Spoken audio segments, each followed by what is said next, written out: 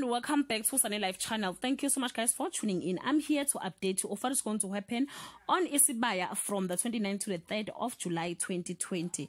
It's still going to be very difficult in Ebobesini under Mbomvu's chieftaincy and his styles of doing things. On Monday guys, the very reels from Samson's arrest. Ntwentle is devastated and blames herself. On Tuesday, Samson needs a serious legal help and Iris comes to his rescue. Mbomvu is enjoying his power and he has his eyes on the next target. On Wednesday, Mbomvu intends to bring the Ndlovu to their knees. Iris needs Feyang's help and Pumelele intervenes.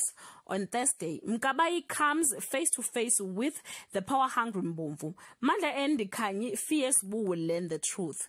On Friday, Jabu and Kapela work together to outsmart Mbomvu's men. Mtaka seems to be swapping side. Duma is unaware of the lurking danger. Guys, this is all I have for today. You can leave your comment below and share your thought. If you want the full episode, I will leave the link on the comment section. Bye.